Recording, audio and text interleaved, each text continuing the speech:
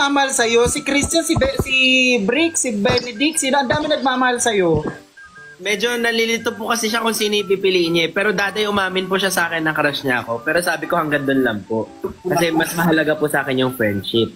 Asa na po kayo? Kasi ayusin nyo yung mga bagay-bagay. Yung... Ang sa akin lang naman po.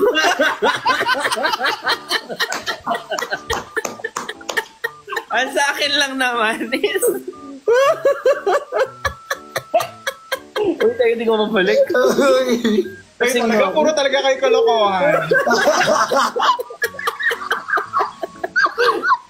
Ang point ko lang naman.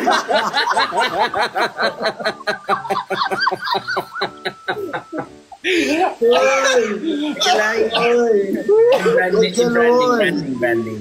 Hindi naman kasi ang sinasabi ko lang naman. Wait, for me kasi. Hiningal ako, B. Parang masusuka ako ulit. Yes, Briggs. Mama po. Alam mo yung lagay nyo? Ang bilis. alam mo yung batang kutuhin, alam mo yon? Yung batang laging kinukuto, di ba ganun? Titirisin. Oo, tapos lagi naglalaro sa kalsada. Ganito yun yun.